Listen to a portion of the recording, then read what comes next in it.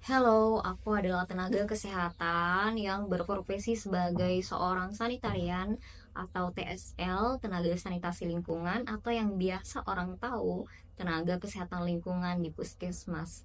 Aku mau mengedukasi seseorang yang belum paham terkait dengan profesi ini, sehingga jangan sampai mengeluarkan narasi yang kurang tepat sehingga tidak enak didengar oleh teman-teman profesi kesehatan lingkungan itu sendiri. Nah, karena adanya komentar di atas, komentar tersebut saya lihat di VT teman-teman terkait dengan ATLM yang saat ini bisa diduduki oleh non-nakes. Tapi aku lebih fokusnya ke komentar yang ada, dimana terkait komentar yang di atas. Coba teman-teman lihat.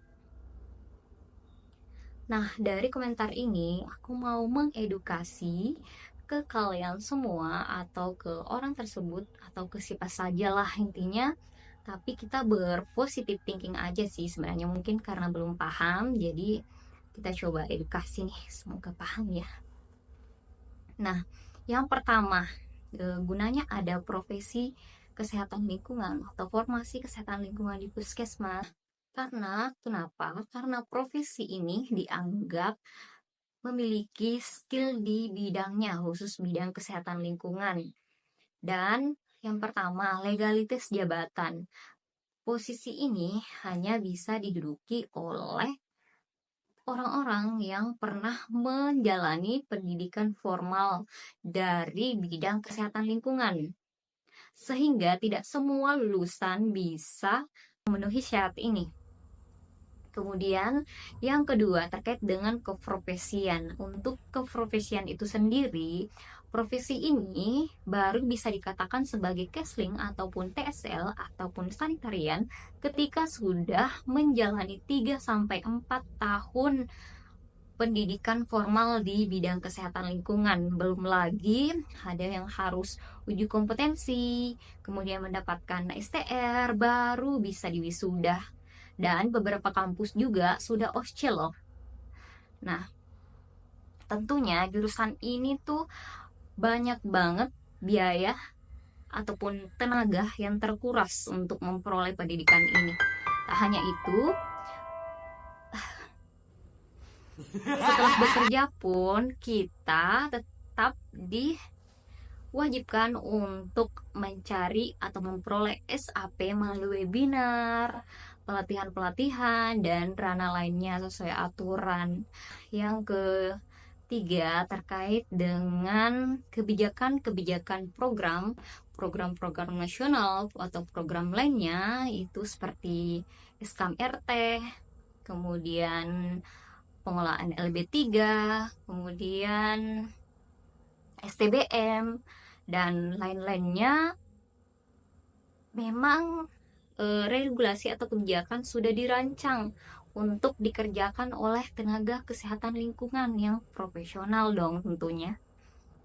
Nah, kalau misalnya masih ada yang belum ke notice, ya itu saja yang bisa saya sampaikan. Kemudian yang kedua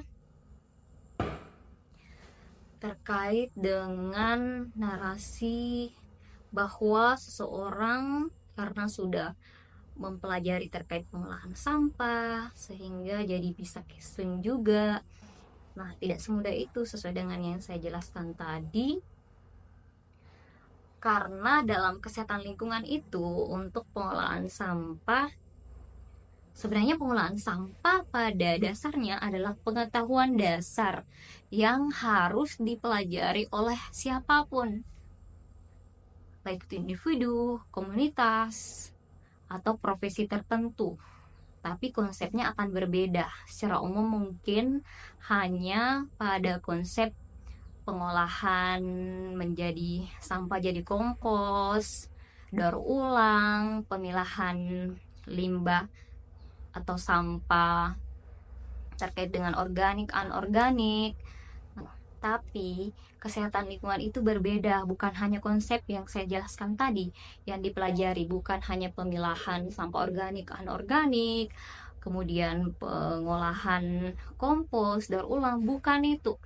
Kesehatan lingkungan mempelajari sampah itu, sampah di mana kaitannya dengan dampak kesehatan manusia dan penyakit berbasis lingkungan seperti apa kaitannya dengan sampah seperti DBD, diare, kemudian sampah atau limbah bagaimana bisa mencemari. Nah, mencemari lingkungan. Nah, itu yang pada dasarnya yang kita pelajari. Intinya, apa yang kita pelajari itu sudah sesuai dengan kurikulum. Setiap kurikulum perkuliahan itu akan berbeda. Mungkin ada yang sama, tapi fokusnya beda. Dan di kesehatan lingkungan itu sendiri tidak hanya mempelajari pengolahan sampah, ada banyak yang dipelajari. Kurikulumnya ada banyak, ada klinik sanitasi, penyihatan makanan minuman, penyihatan air, rumah sehat, sanitasi, kawasan pesisir, dan lain-lainnya. Ada banyak. Kalau mau tahu lebih jelas, silahkan search ataupun jalani. Nah, intinya pesan saya tetap menghargai profesi orang apapun itu, dan ketika belum paham akan suatu hal jangan mengeluarkan narasi yang kurang tepat. Salam sehat.